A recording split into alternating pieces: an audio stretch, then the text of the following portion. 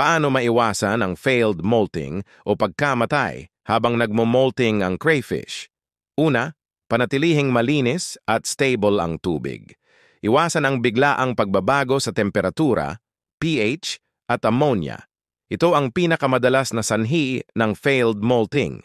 Dalawa, magdagdag ng calcium source gumamit ng cuttlebone, limestone o calcium blocks para tumulong sa pagtigas ng bagong shell. Tatlo, maglagay ng maraming taguan. Kailangan ng crayfish ng tahimik at ligtas na spot habang malambot pa ang shell nila. Apat, huwag overfeed. Ang sobrang pagkain ay nagpapadumi ng tubig na nagdudulot ng stress at molting problems. Panglima, huwag istorbohin ang crayfish. Iwasang hawakan, ilipat o kalugin ang tangke habang nagmomolting sila.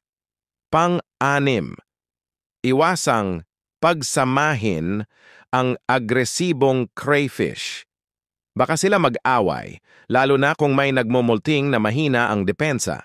Sundin ang mga simpleng steps na ito para masiguradong safe at successful ang molting ng iyong crayfish. Follow for more crayfish farming tips.